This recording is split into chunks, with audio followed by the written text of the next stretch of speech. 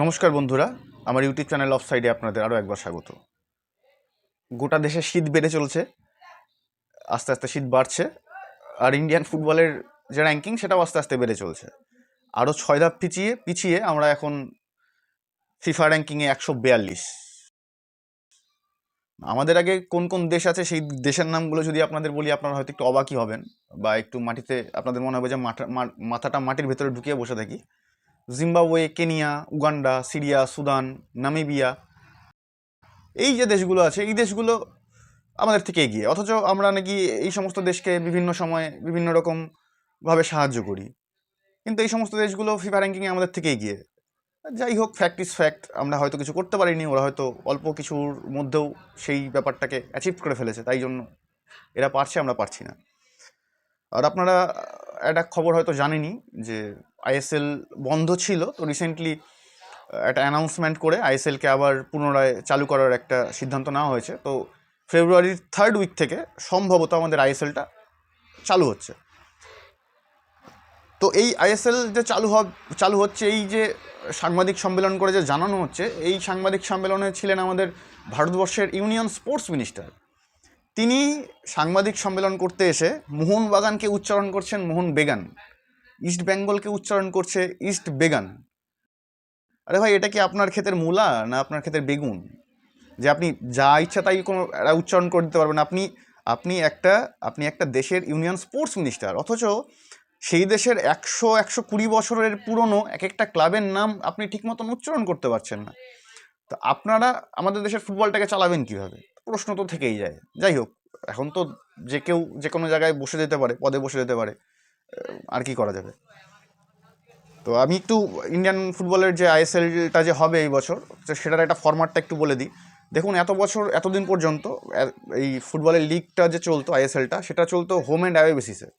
মানে নিজের মাঠে কোনো একটা টিমের সাথে একজন খেলবে, আবার অপোনেন্টের মাঠে একটা খেলবে। বাট এই বছর যেহেতু সময় কম, 5 মাস অলরেডি অতিক্রম হয়ে গেছে, তাই এই বছর রবিন রাউন্ড হবে। রবিন রাউন্ড বলতে অপোনেন্ট টিমের সাথে জাস্ট একটাই লিগ হবে, ঠিক আছে?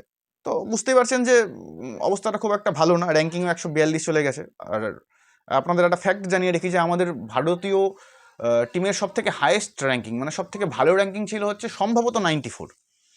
আর 2017 বা 18-র দিকে আমরা 96 পর্যন্ত বা 98 পর্যন্ত ছিলাম আর কি, র্যাঙ্কিংয়ে ছিলাম, সেই পর্যন্ত অ্যাচিভ করতে পেরেছিলাম, কিন্তু তারপর থেকে র্যাঙ্কিং আমাদের আর আগায়নি, তারপর থেকে আমরা আস্তে আস্তে পেছনের দিকেই যাচ্ছি।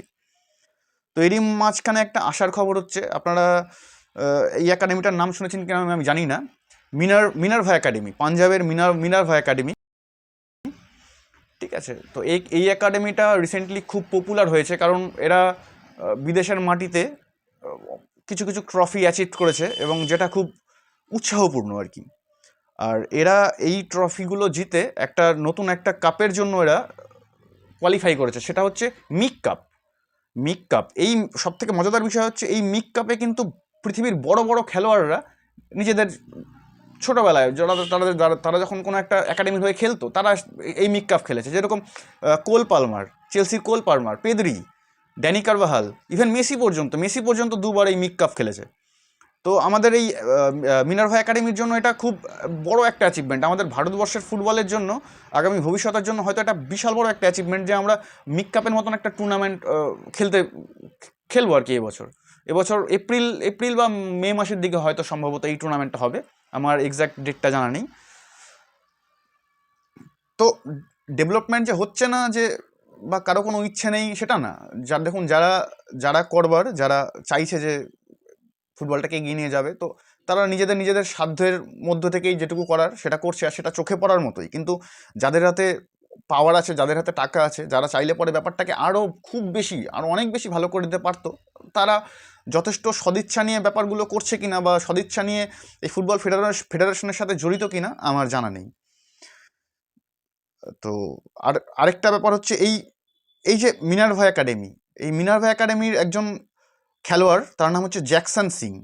আমি জানি না আপনারা কয়জন এই জ্যাকসন সিং নামটার সাথে পরিচিত হবেন।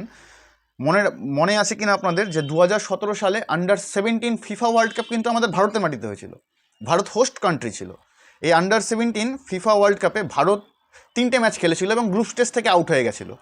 সেই ম্যাচে গ্রুপ স্টেজের ম্যাচগুলোতে লাস্ট ম্যাচটাতে ভারতের হয়ে যে একমাত্র গোল দেয় তার নাম জ্যাকসন সিং, আন্ডার 17 ওয়ার্ল্ড কাপে। তো এই জ্যাকসন সিং কিন্তু এই মিনার্ভা একাডেমির প্লেয়ার, ঠিক আছে? তো আমার মনে হয় যে মিনার্ভা একাডেমি আজকে থেকে কাজ করছে না, মিনার্ভা একাডেমি অনেকটা বছর থেকে কাজ করছে, আর তাদের কাজগুলো বর্তমানে চোখে পড়ার মতন, সেটা যথেষ্ট যথেষ্ট ভালো। আর আমাদের মনে হয় মিনার্ভা একাডেমিকে আমরা সবাইকে সাপোর্ট করা উচিত। ভবিষ্যতে ভারতীয় ফুটবলের জন্য হয়তো মিনার্ভা একাডেমি আমাদের অনেক কিছু উপহার দিবে, এইটুকু আশা আমি রাখতেই পারি আর কি। এবার চলে আসি একটু ইউরোপিয়ান ফুটবলে, স্প্যানিশ সুপার কাপ। আপনারা অনেকেই হয়তো বার্সেলোনা বা রিয়াল মাদ্রিদের মতন নামগুলোর সাথে পরিচিত বা জানেন আর কি। তো এবছরের স্প্যানিশ সুপার কাপের ফাইনাল হবে বার্সেলোনা এবং রিয়াল মাদ্রিদের মধ্যে। তো এটা কালকে অনুষ্ঠিত হবে। বার্সেলোনা সেমিফাইনালটি জিতেছে অ্যাথলেটিক বিলবাও বা অ্যাথলেটিক ক্লাবের সাথে, এবং রিয়াল মাদ্রিদ জিতেছে তাদের সিটি রাইভাল, তাদের সব থেকে বড় রাইভাল অ্যাথলেটিকো মাদ্রিদের বিরুদ্ধে। তো তারা দুজন এবছর ফাইনালটা খেলবে, যা কালকে হবে সৌদি আরবিয়াতে। তো আশা করি আপনারা দেখবেন, এবং আপনাদের কাছে আমার রিকোয়েস্ট যে ইন্ডিয়ান ফুটবলের পাশে থাকুন। যে সমস্ত ছোটো ছোটো একাডেমিগুলো বা যারা যারা ইন্ডিয়ান ফুটবলটাকে নিজের সাধ্যের মধ্যে থেকে এগিয়ে নিয়ে যাওয়ার চেষ্টা করছে, তাদের পাশে থাকুন, তাদের সাথে থাকুন।